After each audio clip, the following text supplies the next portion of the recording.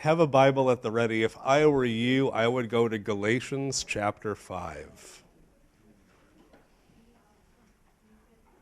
So we're in the midst of a sermon series on the theme of genuine spiritual growth.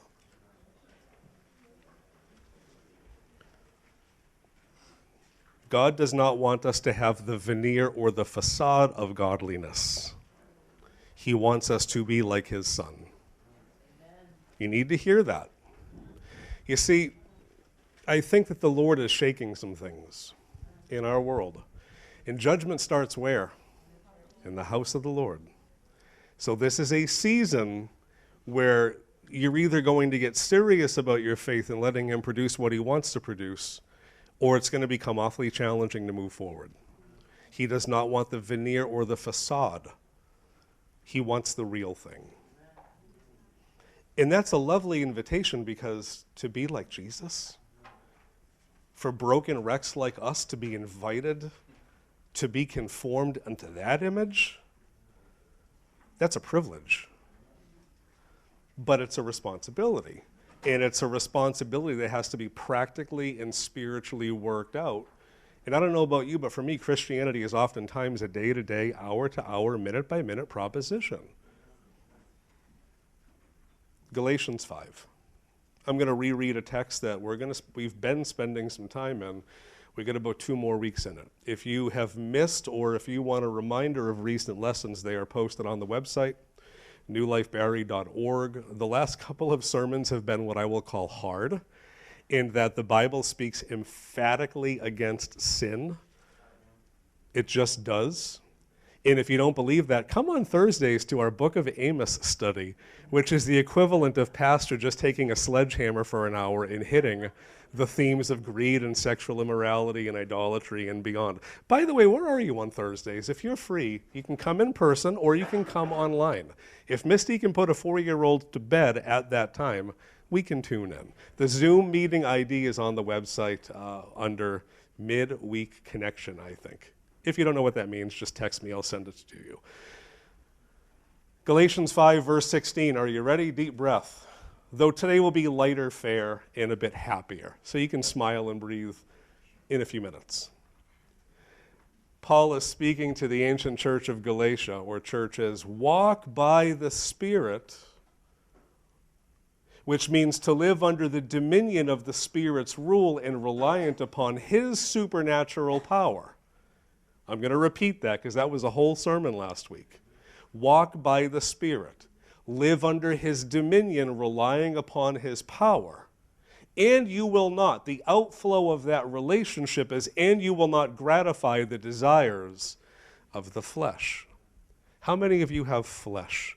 The remnants of a sinful nature.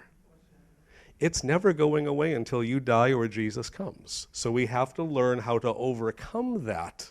And the only way to do it is here, walk by the Spirit. Because as long as you're in this body, there is going to be a war waged within you, per verse 17. You are a born-again creature. The Spirit of God dwells within you. And he is going to want to pull you, compel you, move you in a Christward direction. But your flesh is not going to want to do that. You don't believe me? Try doubling your prayer life this week. If you pray 5 minutes a week, go to 10. Watch how your flesh reacts. Your mind will begin to, man, pizza sounds really good right now. I'd rather be praying. I'd rather be eating pizza than praying. Try it. Try spending some time in his word, extra time. Watch how the flesh fights.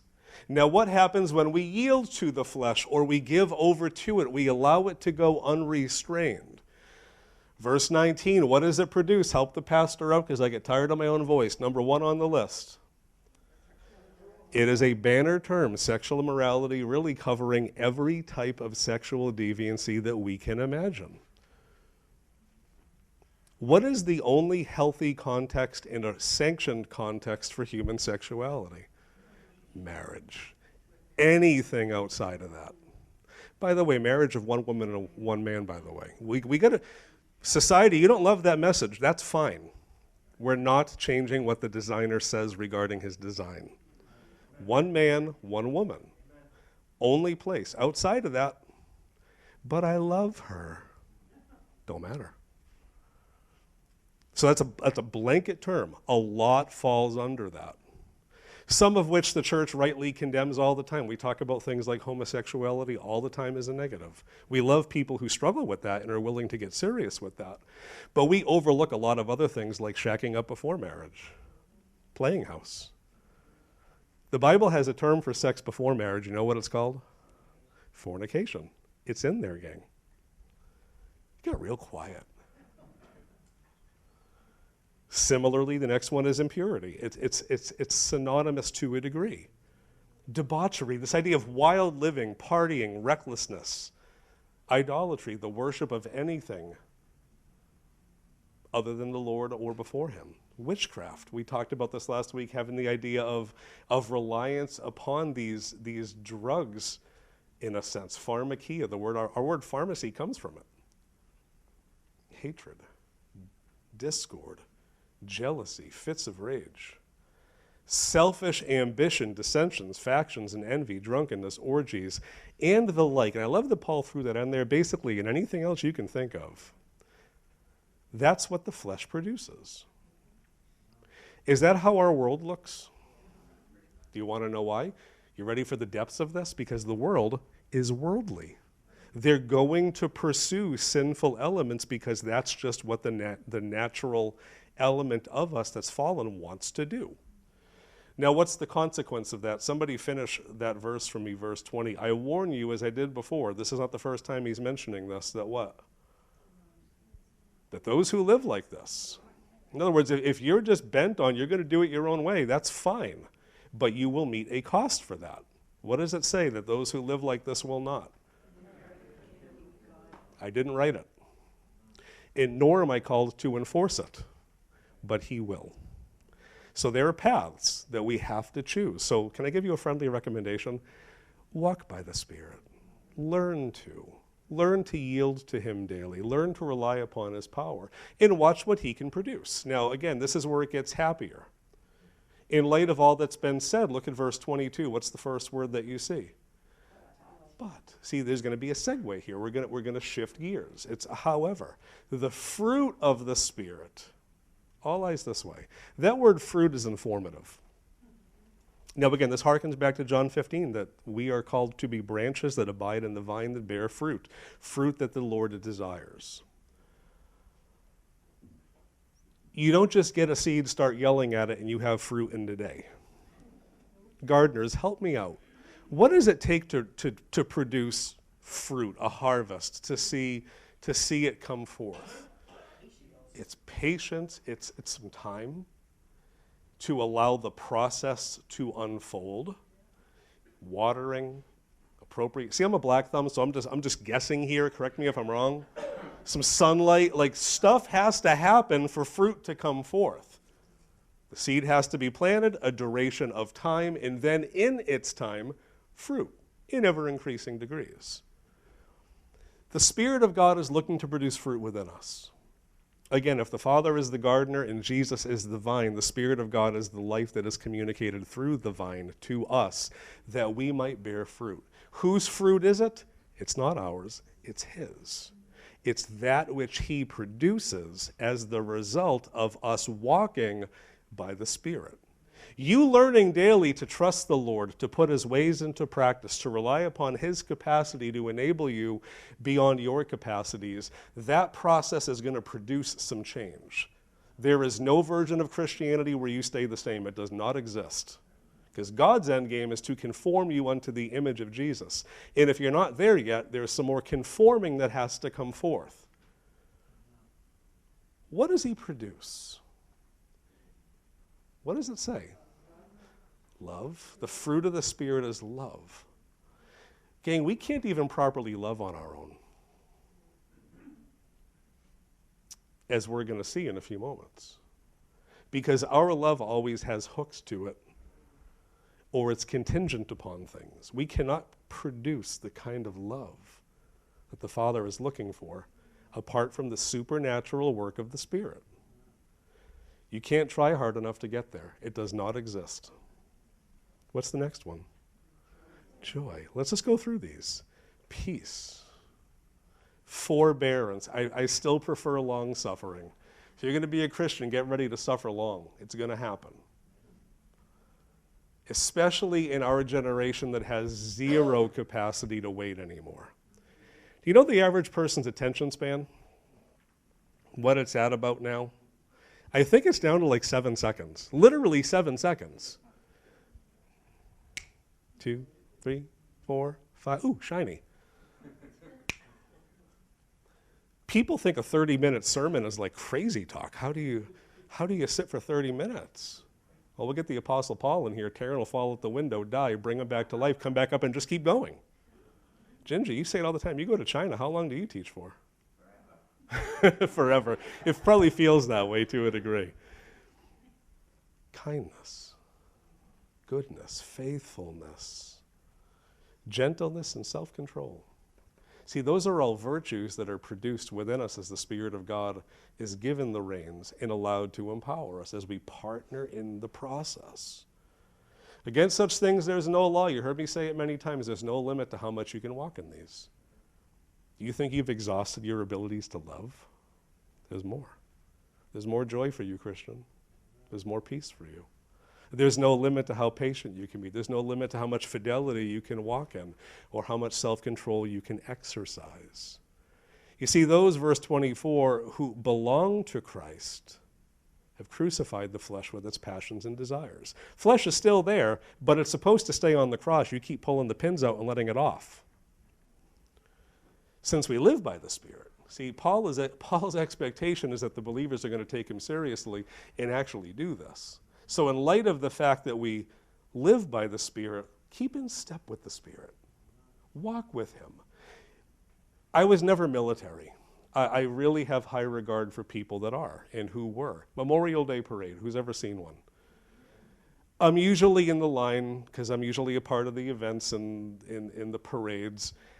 I am not good at keeping in step with the music or the military. In May, just watch me walk. Film it if you like, study it, break it down, and look at how often I'm failing to keep in step with what's going on. Why are you laughing, my wife? Because she knows it's true. I'm admitting it, so I'm throwing myself under the bus. Christianity has a militaristic element to it. Not that we're a people of violence, but there is a king or a general who's in command. Keep in step. For how long? Until you die or Jesus comes. Will you get it wrong? Sure. Just like I misstepped during the parade. But you know what? You get back up, you re-sync up, and you keep going. I just had church. We can be dismissed. I want to cover 3 of the fruit of the Spirit this morning, 3 aspects of the fruit of the Spirit. We're going to go quickly. My advice is download the notes. What are the first 3? Help the pastor out. Love, joy, and peace. It's almost silly to think I can adequately cover the theme of love in about 5 minutes, but here we go. What is love? Don't answer out loud, but I want your mind to begin to go down that particular lane or avenue. What does it mean to love? What does it mean to walk in love? What does it mean to be loving? I've said this before that we have one word that covers so many aspects of affection. I love Misty. I love my mom. Do those 2 applications of the word love mean the same thing? No. It'd be very creepy if it did. Oedipus complex. I love Cheryl. I love Jalissa. They're not the same thing. I love you. I love pizza. I'm hungry, by the way, if you can't tell. See, all of these applications of that one word, they have different connotations. Now, I'm not going to belabor this point. I've taught this at length in years past, but the ancients who spoke Greek and wrote Greek, this dialect of it, they had 4 words for love. So here's a fast Bible study if you're ready. Good, no one's ready. Note takers, first word is eros, E-R-O-S. The ancients who spoke Greek used this term to connote or to indicate the love that is present within romantic associations. It's the version of love connected to sexuality, attraction, and marital bliss. Does the word eros sound like the root word of any of our modern English words? Erotic. Good. However, the Apostle Paul is not using eros in Galatians 5:22. Does it have its place? Absolutely. Gang, if there was no eros, our species would end. Because it takes physical attraction and sexuality to like do this thing called procreate. We'll keep it G-rated. Second word is storge, S-T-O-R-G-E. This refers to the love present within familial bonds. It's the love shared between parents and their offspring, siblings, and relatives of various degrees, though it may not apply to the uncle that no one likes. It's different than eros. The way that I love my mother and she loves me is different than, again, how I love my wife. It's just different. But it's still under the banner of love, affection. It's a very powerful form of love. How many of you have kids? Raise your hands. I've done this before, bear with me. Who would die for your kids? How many of you have bosses at work? Raise your hands. Or have had bosses in the past. How many would quickly give your lives for them to the same degree you would for your kids? Yeah. See, it's a beautiful kind of love because it binds us together as families, and it cements us.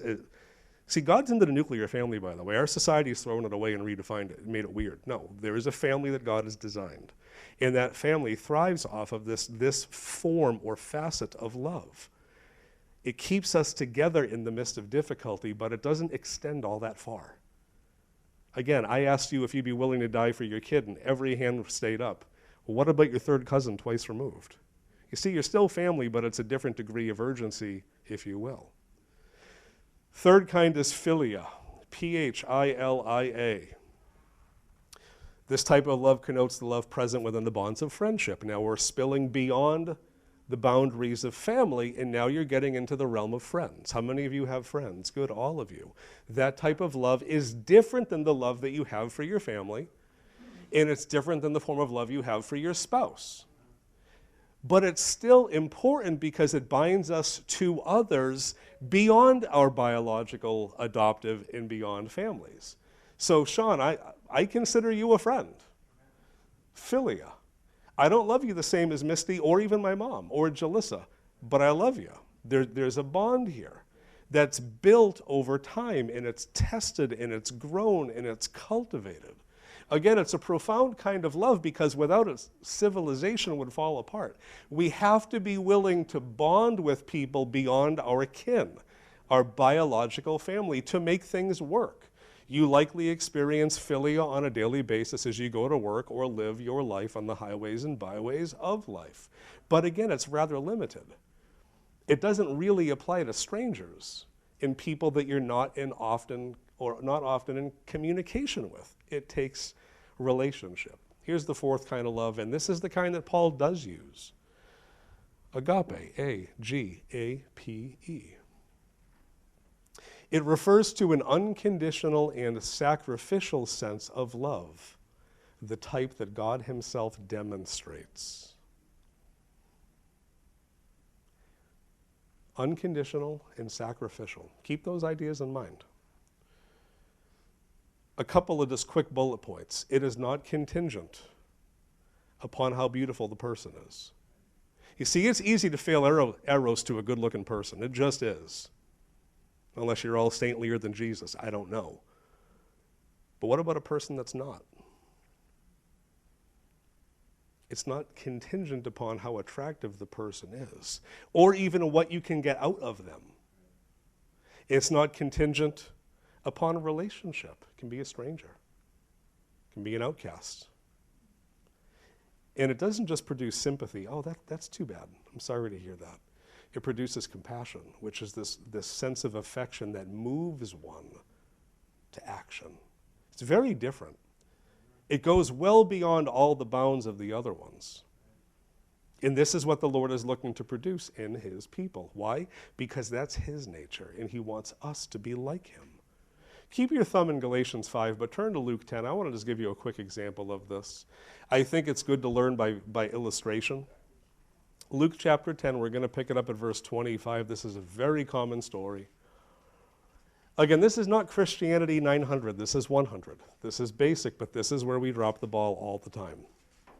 Unless you are able to love unconditionally and sacrificially already, at which point you can take the microphone, because I promise you I still have a ways to go.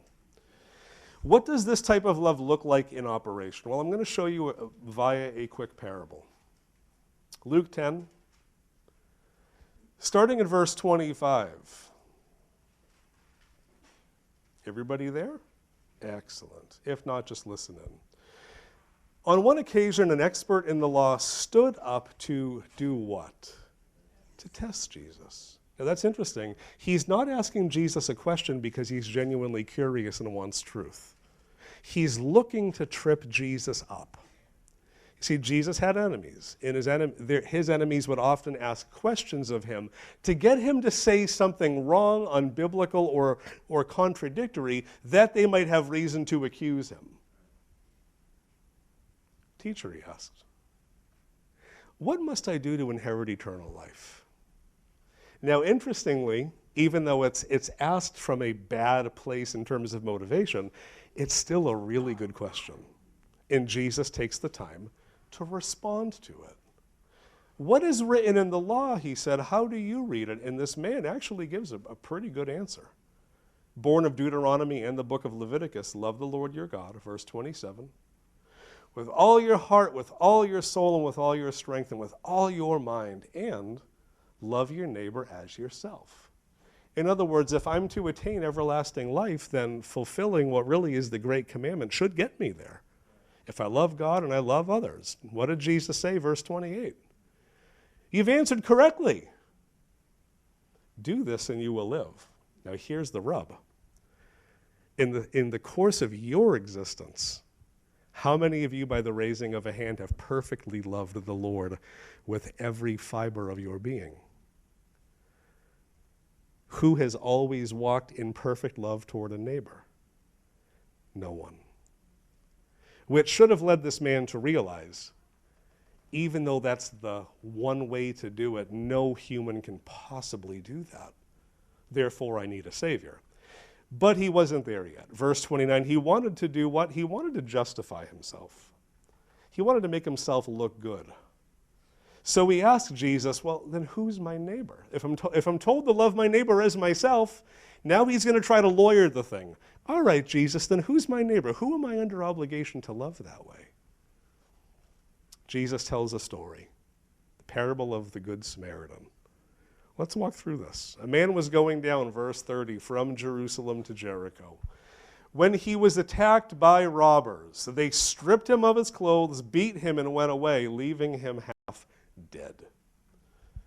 Question for you. Were they walking in love, the robbers, in relation to this poor guy who was just journeying? No. So when you hear them or their account, you are not supposed to say, they're the hero of the story, I should emulate them. No. They're an example of what not to do in relation to being neighborly and loving. Verse 31, what does it say? A priest. Now again, if you're an ancient and you hear this, you're expecting this guy has to be the one to get it right. He's a priest after all. A priest happened to be going down the same road. When he saw the man, he passed by on the other side. Maybe he had somewhere urgent to be. Maybe his religious duties did not allow for the time for him to stop and minister to one who was in need. And in fact, he might already be dead. So for me to even touch him is going to render me unclean, and I can't even think of performing my duties in such a condition. I'm just going to pass by on the other side, and good luck to that situation. Was the priest operating in love toward the man who was left by the robbers? No. So also a Levite. Again, this is the group that produces the priests. When he came to the place and saw him, did the exact same thing. The robbers we can understand. They're robbers after all. It's kind of on their job description to mistreat people. But the priest and the Levite, without excuse, yet they excused themselves and went about their merry way. Now verse 33, what do you see? It says, but a Samaritan. Now again, keep in mind, we're hearing the story thousands of years later, but that term, Samaritan, would have evoked a response in the crowds. The Samaritans were despised by the Jews. There was roughly a 700 plus year animosity between the two groups. That's about 3 times longer than our country has been in existence. That's how long they hated each other. We think in our culture black versus white is a hostility. Nothing on the Jews and the Samaritans. Good Jews would walk around Samaritan areas, and if they had to venture, they would shake their cloak and get all the dust off, because when they're eventually judged, not even a particle of that dirt's going to be on them. They were considered dogs, half-breeds, and worse. So if you were a good Jew listening to Jesus and you hear Samaritan, you're assuming villain, but Jesus flips the script. But a Samaritan, as he traveled, came where the man was, and when he saw him, took pity on him. And he went to him. See, this is now compassion in operation, not just a bad feeling or feeling badly for the person, but I'm going to take some steps here. He bandaged his wounds. He pours on oil and wine. He put the man on his own donkey, brought him to the inn, and he took care of him. The next day he pulls out 2 denarii, 2 days' wages, and he gave it to the innkeeper. Look after him, he said, and when I return, I will reimburse you for any extra expenses you may have.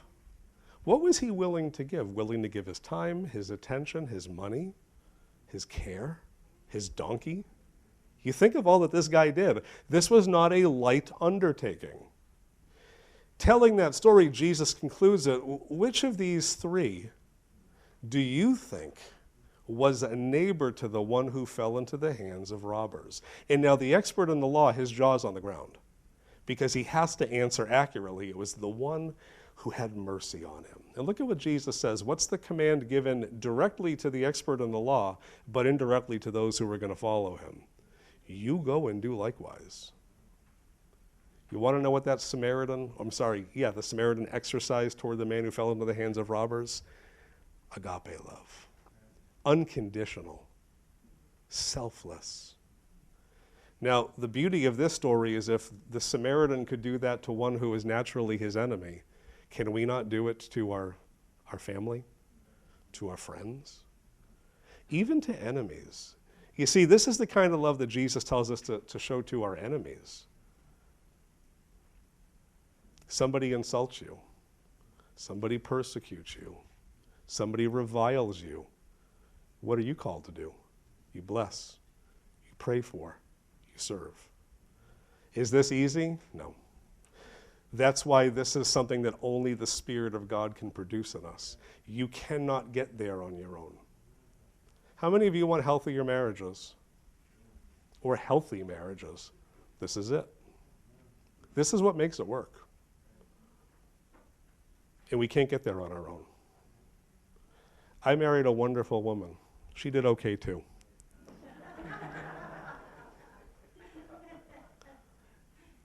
I couldn't love her as I ought without the Lord, and vice versa. As I seek to put His ways into practice and rely upon His capacity to help me get there. Because as great as she is, she's let me down, and vice versa. In the showing of mercy and forgiveness, it's not natural, it's supernatural, which means it's going to require supernatural agency. Go to 1 Corinthians 13. We're going to look at this super fast. Again, how often can you talk about love? I mean, it's like kind of a big deal biblically. 1 Corinthians chapter 13. Go to the right of the book of Luke. Or scroll down. Or is it up on your phone? I get that backwards. 1 Corinthians 13. Beautiful chapter spoken at every wedding. But I want you to hear it afresh and anew. Now, Paul begins it quite interestingly. And again, keep in mind that this is sandwiched between 2 chapters that deal with the supernatural working of the Spirit. There's a place for the movement of the Spirit and the working of the miraculous. But the truly miraculous thing is that God can enable us to love like he does. And I love that Paul, in the midst of those 2 chapters, doesn't lose sight of what's primary. Look at what it says, starting in verses 1 through 3. If I speak in the tongues of men or of angels, which he was just talking about to a degree, and he will pick up again in chapter 14, but I don't have love, I'm only a resounding gong or a clanging cymbal. You know what that is? Noise. If I had Dan or Ryan here and they just spent a half hour just hitting a cymbal, you'd want to leave. So for all of your supernatural oratory, you can speak in the tongues of men and angels, but if there's not love in the heart, you're just making noise. That's hard. If I have the gift of prophecy, who doesn't want the gift of prophecy? Sign me up, Lord. And I can fathom all mysteries and knowledge. And if I have faith that can move mountains, gang, those are all good things. I want you to have faith that can move mountains. I want you to possess greater insight into mysteries and knowledge. I want you to traffic in the gifts of the Spirit, including prophecy. But if there's no love there, what does it say? I am nothing. You see, if the heart's not there, it doesn't matter what you do. It's just noise. It's futile. Verse 3, if I give all that I possess to the poor, and I give over my body to hardship that I may boast, but don't have love, I gain nothing. There are many people that live sacrificially, but it's not born of love. It's born of a desire for look at me. Why did the Pharisees do what they did? Why did they offer lofty prayers in the midst of the marketplace and beyond? Why did they give? Why did they have trumpets announcing their giving? It's really hard to clap with a microphone. You want to know what it was for? Good job, Rick. Good job, Cheryl, you gave. And if this is all we get from a human point of view, but there's no divine, what do you really gain? Nothing. So now, in light of that absolute hammer of a text that should reorient us to truth, he begins to spell out how true love begins to operate. It's patient. It's characterized by patience. If you're impatient in life or in a season, look under the hood. It's a failure to love. It's kind. Those, by the way, are 2 other fruit of the Spirit, but they're born of love. It doesn't envy. It doesn't boast. It's not proud. It doesn't dishonor others. If you're just going around, you're just dishonoring people, and there's a wake of carnage behind you, spiritually and emotionally, it's not love. It's not self-seeking. It's not easily angered. That's a hard one for some of us. Some of us are Italian. There's a bit of a temper.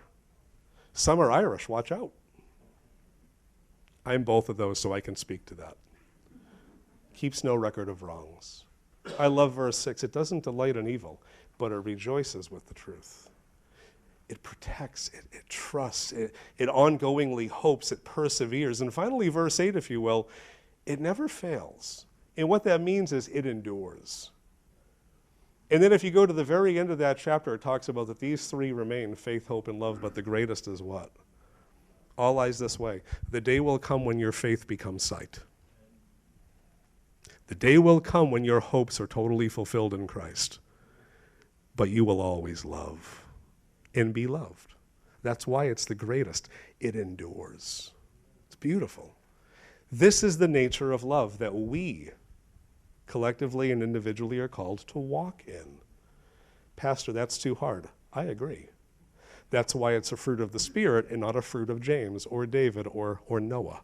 It's the Spirit of God at work in us. And as we walk by the Spirit, we grow in ever-increasing degrees. So I am more loving in this sense now, Lord willing, than I was 5 years ago. And 5 years from now, I should be further down the road. But Christian, are you on the road? That's a question only you can answer. Give me 5 more minutes. I'm going to cover just 2 out of 3 this morning. Let's talk about joy. Everybody try to smile. If you're happy and you know it, tell your face. I love that, by the way. That makes me smile. What is joy? The Greek term is literally defined as a deep and abiding inward rejoicing belonging to those in Christ. 2 key words, deep and abiding.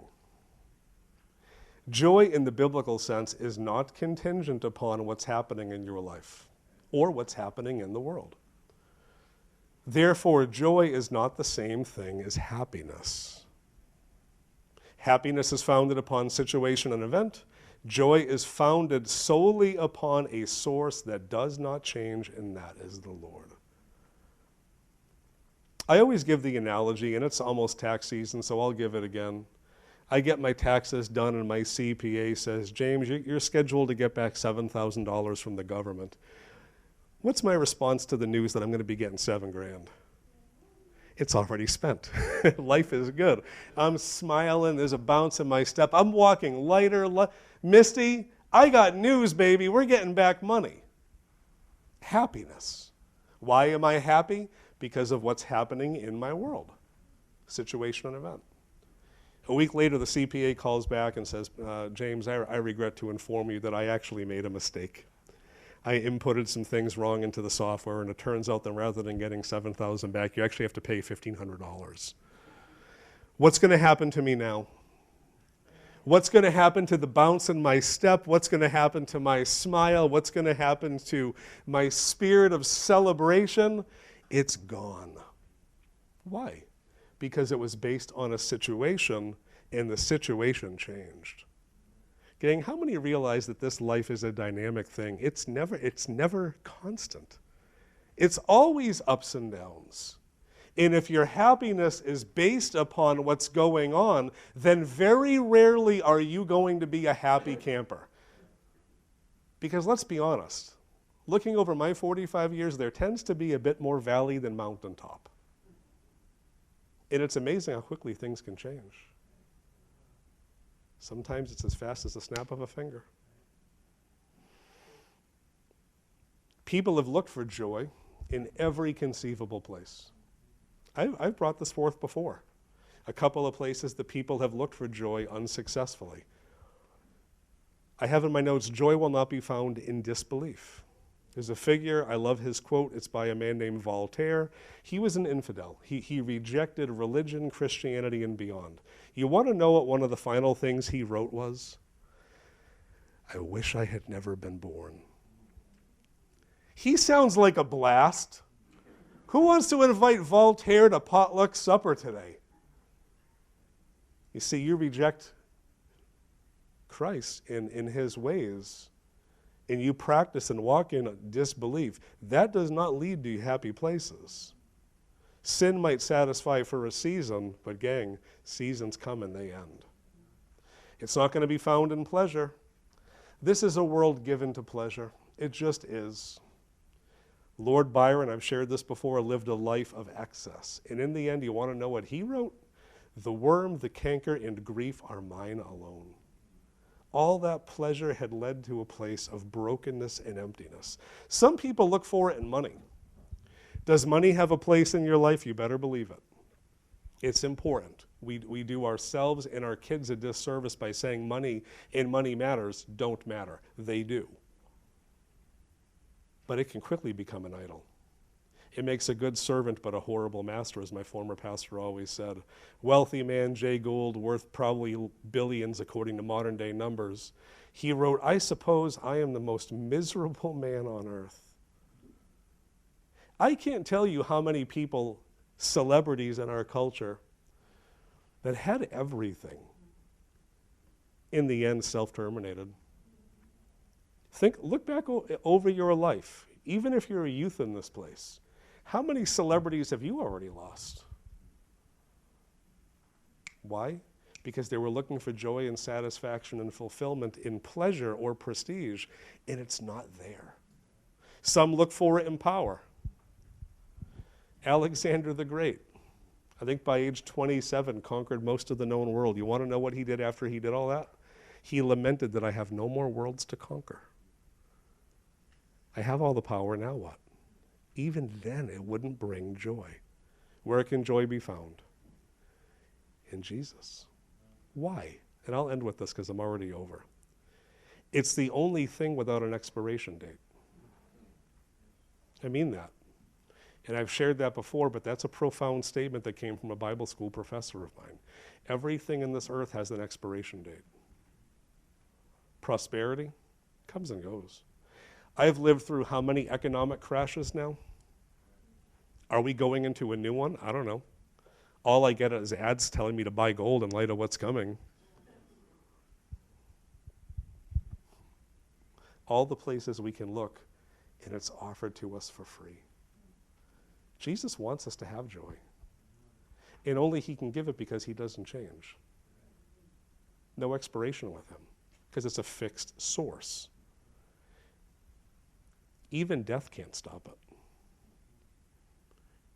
In fact, death only amplifies it. Gang, if you think you can have joy now, and that's a good thing, and I hope you walk in it, wait until you get there. It's going to be a blast. It'll be the place where joy, in a sense, becomes tangible. I end with this, two things. Number one is don't underestimate the power of joy in your life. The Bible says in the book of Nehemiah that the joy of the Lord is your what? If you lack strength, likely you lack joy. And you lack joy because you're not allowing for the proper cultivation of that thing by walking in the Spirit. But if you do that, if you partner in that process, he'll begin to give you joy, and that will lift you in the midst of difficult times. I end with this literally. Don't underestimate the power that your joy can have upon others. It's contagious. I want to be around joyful people. They influence me. They move me. Quotation, and then we're done. A 3rd century man was anticipating death, and he penned these last words to a friend. I love this. And I quote, "It's a bad world. An incredibly bad world." How many will agree with that to a degree? It's kind of gross down here. A number of times in recent days, I've just told the Lord, I need a shower. I'm just ridden with this world. You think of Isaiah who sees the Lord, and I'm just unclean. It's gross down here. It's a bad world, an incredibly bad world. But I've discovered, he says, in the midst of it, a quiet and holy people who have learned a great secret. They have found a joy which is 1,000 times better than any pleasure of our sinful life. They are despised and they are persecuted, but they care not. They have overcome the world, and he ends with this. These people are Christians, and I have become one of them. Gang, there's a reason why people were brought to the slaughter, and their singing and their spirit of celebration caused the Roman guards, bringing them to death, to literally join them. I'm pointing you to something that this world cannot and will never provide for you. Stop looking. There's nothing in Egypt for you. It's slavery back there. Press on. Take hold of what the Lord has for you. Partner in the process and watch what he can do.